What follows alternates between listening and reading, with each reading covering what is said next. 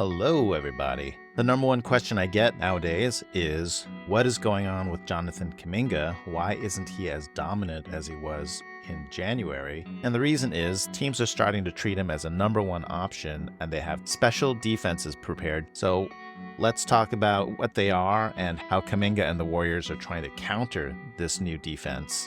Back in the good old days, teams would guard him honestly, one-on-one. Here JK is backing down, defender in the post. None of these guys are leaving their man. Even Clint Capella here, he'd be justified in leaving Draymond Green alone and helping, but he says, nah, this is just Kuminga. We don't have to worry about him. There's all the space in the paint for Kuminga to operate. So back then, teams said, go ahead, prove you can score on us in isolation, and all these guys are just going to let this defender take Kuminga on one-on-one. And up until January 2024, Kuminga could not make them pay. But now he started to put it all together and has become a real menace on ball in the post. So the most obvious thing to try is send a second man to defend. So here we have a double team coming from the top. Teams have been having some success with the second man just trying to attack Kuminga's dribble. But here JK holds on to it, realizing that he's drawn two defenders, knows someone is open,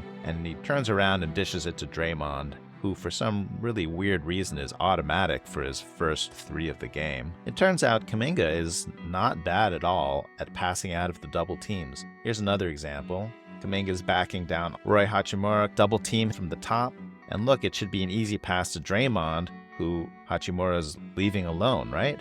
Well, Anthony Davis knows that's where this pass is going, so he tries to bait Kuminga into throwing this pass, and the second he sees Kuminga get up in the air, he starts running to intercept this pass to Draymond. JK reacts really well. He sees that Anthony Davis is cutting over to intercept, and in mid-air, he switches from passing to Draymond to passing to Podziemski, who's the man that Anthony Davis is supposed to be guarding. Really nice adjustment, and Podziemski is capable of hitting these threes.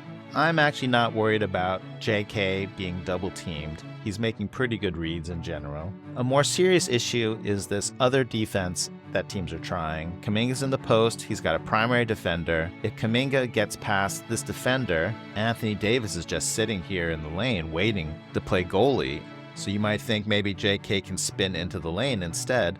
Well, Hachimura is coming in. So it's actually a three-man defense. There's a primary defender, there's a goalie, and then there's someone to wall off the middle. Here, JK just tries to bully through the seam anyway, and Anthony Davis says, welcome to my world, kabang. Other teams are going to play this defense until Kuminga and the Warriors prove they can punish it.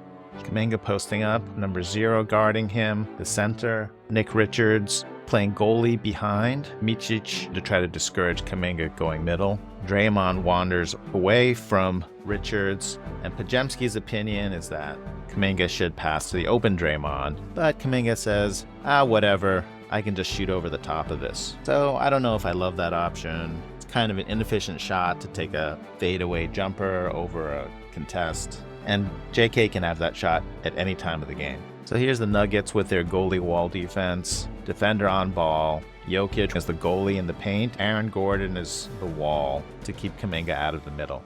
You should be able to punish the fact this wall man is playing out of position. The wall Gordon should be guarding Andrew Wiggins. So Kuminga says, all right, well, we'll just let Wiggins take an open three. And Wiggins says, thank you very much. Here's one idea I really like. We have JK posting up.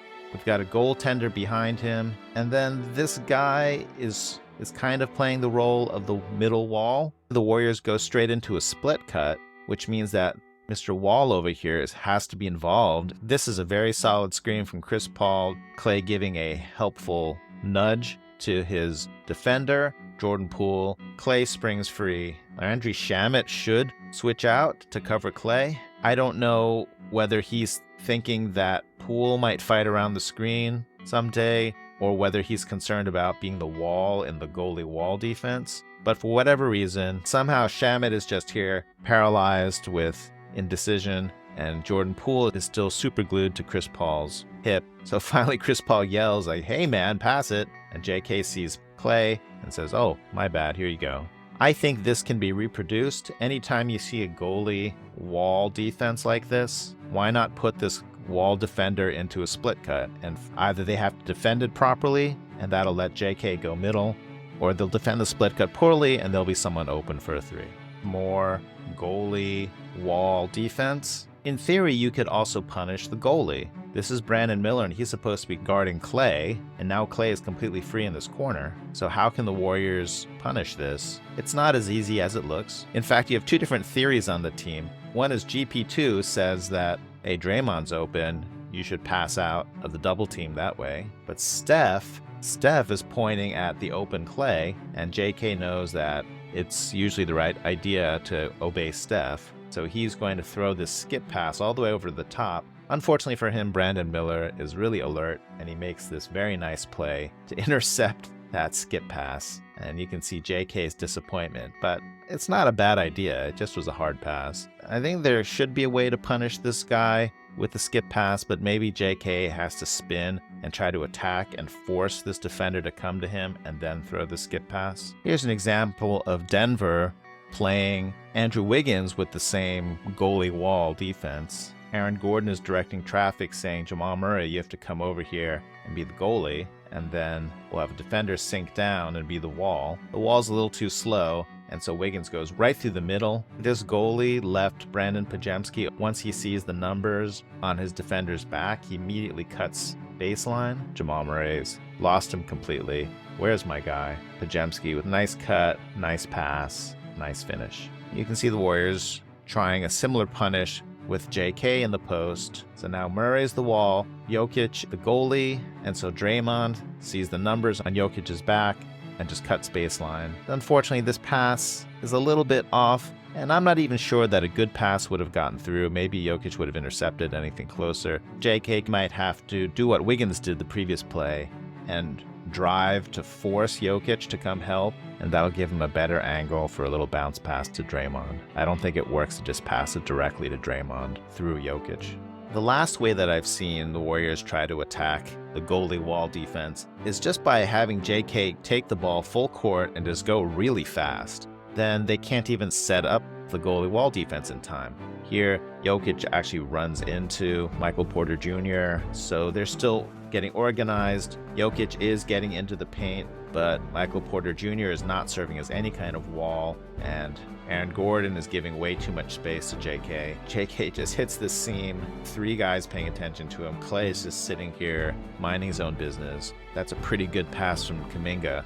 This is a pretty open shot for Clay. JK goes full court fast, and Caldwell Pope has to pick him up. Kuminga gets the ball right back in order to post up properly. And now Gordon is the goalie. Jokic is not really in position to be the wall. It's too late. Kuminga gets into the paint, and he's starting to get pretty good at these little short jumpers in the paint. This isn't full court, but Kuminga gets the ball after a nice offensive rebound by Moody. Who is this guy, and where has he been? The Lakers try to go into the goalie wall defense. 1 defender guarding JK. Anthony Davis is going to sit in the paint and wait for JK. D'Angelo Russell probably needs to come up here and be the wall to keep Kuminga from going middle, but Russell is too far off. Kuminga goes right around his defender. Anthony Davis is here, but I think he makes a business decision here. So in conclusion, the league has introduced a new defense on Jonathan Kuminga. Sometimes there's double teams, but the main scheme is to put a goaltender behind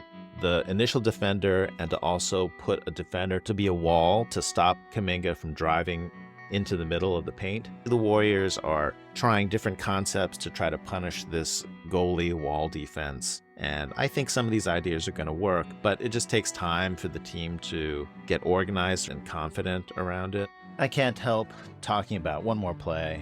This play is shaping up to be Kuzma throwing a big dunk over Pajemski, but Moses Moody with the super hustle coming from behind, and nice tap away. And then just as the ball's going out of bounds, Moody goes flying after it, and then with the one-handed behind the back blind fling of the ball back towards the enemy side, and it goes very nicely to Draymond, calculated. Draymond sees Steph is running right with him. He leads him with the pass. Kuminga, it smells blood in the water. Steph with the elegant one-motion alley-oop pass. Let's go straight into a celebration audit.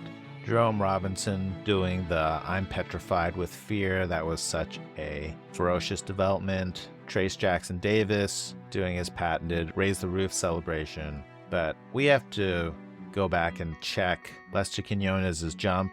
So Lester's coils up to jump, and as the ball goes through, he is still well in the air. So there's two schools of thought when it comes to sympathetic air dunking. The first school says that you should time your jump so that you land right at the moment that the dunk happens. So that adds extra violence and noise, and it feels really good. But that is clearly not what Quinones is doing. So he's in the second school, which says you should jump so that you land at the same time as the dunker. And so let's see if Lester succeeded in doing this. And Lester has now landed, and JK has just landed as well. Really nice work timing that up. I'm betting JK felt that extra resonance with your air dunking. Good work, Lester.